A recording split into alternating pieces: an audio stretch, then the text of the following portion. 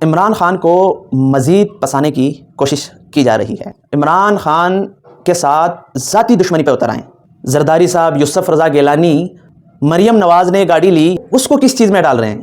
بسم اللہ الرحمن الرحیم۔ پروگرام ہنگامہ کے ساتھ میں ہوں سید عصمت شاہ۔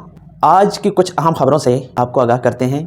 Army chief general Asim Munir نے پاسنگ آؤٹ پریڈ کی تقریب سے خطاب کرتے ہوئے کہا کہ ہم بخوبی اپنی حدود جانتے ہیں، وہ لوگ ہم پر تنقید نہ کریں جو آئینی حدود اور دائرہ اختیار میں خود نہیں رہتے۔ آرمی چیف کے ان باتوں سے ایک دو چیزیں واضح ہوتی ہیں۔ انہوں نے یہ بات کن کو واضح کی اور یہ پیغام کن کو دیا؟ ان کا مطلب یہ ہے کہ 6 ججز کی جانب سے سپریم جوڈیشل کونسل کو جو عدلیہ میں مداخلت کے حوالے سے جو خط لکھا گیا ہے، اس پر آرمی چیف نے واضح کیا کہ جو اپنا دائرہ اختیار نہیں جانتے، جو اپنی آئینی حدود نہیں جانتے، وہ ہمیں نہ بتائیں کہ آپ کا دائرہ اختیار کیا ہے۔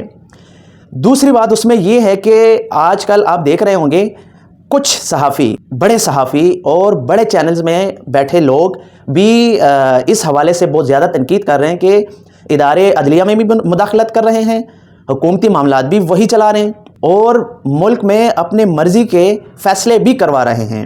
تو ان صحافیوں کو حامد میر اور عمران ریاض، ان کے ساتھ اور بھی ایک دو جیسے آؤٹ آف کنٹری، جیسے باہر ملکوں میں بیٹھ کے اسٹیبلشمنٹ یا آرمی پہ، پاک آرمی پر تنقید کرتے ہیں، ان کو جنرل عاصم منیر صاحب نے یہ پیغام دیا کہ آپ خود اظہار رائے کے حوالے سے آئینی حدود نہیں جانتے، نہ آپ کو پتہ ہے، اور اگر آپ کو پتہ ہے تو آپ ان کا خیال نہیں رکھ رہے۔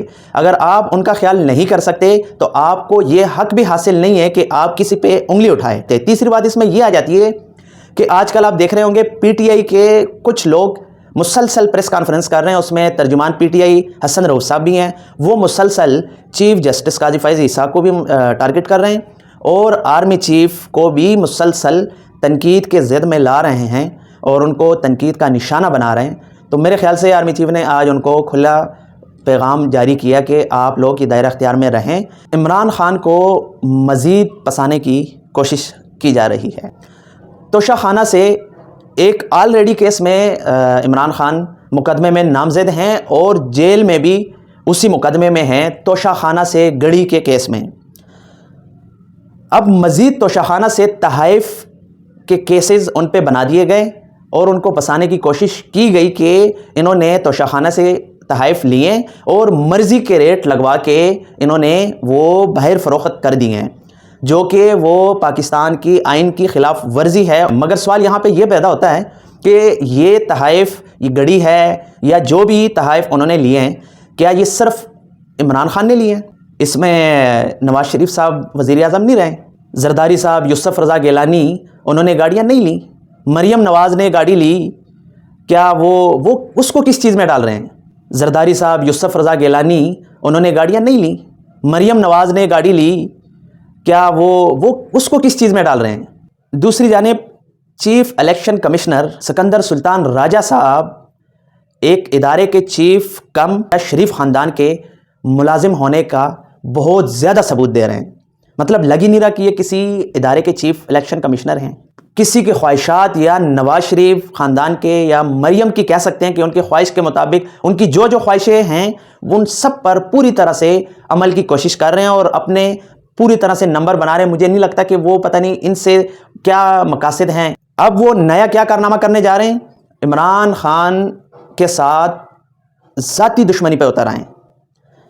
پہلے تو بلہ لیا گیا پارٹی سے، انتخابی نشان لیا گیا، اس کے بعد مخصوص نشستیں ان کو نہیں دی، 3 دفعہ انہوں نے انٹرا پارٹی الیکشن کروا دی ہیں اور الیکشن کمیشن کو وہ منظور نہیں ہے۔ اب سمجھ نہیں آ رہی کہ ان کو کس طرح کے الیکشن کروانے ہیں یا وہ کیسے چاہتے ہیں کہ پی ٹی آئی کس طرح کے الیکشن کروائیں۔ اے این پی نے بھی انٹرا پارٹی الیکشن کروائے تھے، ملک کی دیگر تمام پارٹیوں نے انٹرا پارٹی الیکشن کروائے، لیکن کسی نے بھی پی ٹی آئی جیسے نہیں کروائے، کیونکہ یہ ہم نے خود دیکھے ہیں اور ہمیں نظر آ رہا ہے، سب سوشل میڈیا پہ سب چیزیں انہوں نے سب کو دکھائی ہیں۔ مگر چیف الیکشن کمشنر صاحب مطمئن نہیں ہیں، کیونکہ وہ چاہتے ہیں، اب ایک نیا انہوں نے پلان کیا ہوا ہے جو کہ آج سامنے آ گیا ہے کہ وہ چاہتے ہیں کہ پی ٹی آئی کی بنیاد ختم ہو جائے۔ मुकम्मल PTI का नामो निशान ना हो। मतलब जो PTI के लोग हैं वो सुन्नी इत्तेहाद कौंसिल के नाम से जाने जाएंगे, मगर मुझे नहीं लगता कि इससे PTI को या PTI के वोटर्स को कुछ फ़र्क पड़ जाएगा, क्योंकि PTI तो वन मैन शो है। इमरान खान जहां खड़े हों, जिस तरफ वो हों, हवाओं का रुख उसी तरफ जाएगा। अवाम की ताकत इमरान खान के साथ है। मुझे नहीं लगता कि इलेक्शन कमीशन के इस इकदाम से PTI या PTI के सपोर्टर या इमरान खान को ज़रा बराबर भी असर पड़ेगा। पाकिस्तान क्रिकेट टीम के स्क्वाड का 18 रुकनी स्क्वाड का ऐलान हो गया है। जमान खान, उसामा मीर 18 रुकनी स्क्वाड का हिस्सा नहीं हैं। अच्छा जी, इन्होंने हारिस रऊफ़ और हसन अली को टीम में वापस ले लिया। अब समझ नहीं आ रही कि हसन अली और हारिस रऊफ़ को किस कारकर्दगी या किस बुनियाद पे लिया, ये समझ से बाहर वाली बात है। उसकी वजह यह है कि सिफारसी कल्चर मुसलसल PCB में है। उसके खुले सबूत आपको मैं दिखा देता हूं और बता भी देता हूं। वहाब रियाज और आमिर साहब, अब आमिर ने न्यूजीलैंड के खिलाफ 3 मैचेस में सिर्फ 1 विकेट लिए, उसकी बाकी क्या कारकर्दगी है?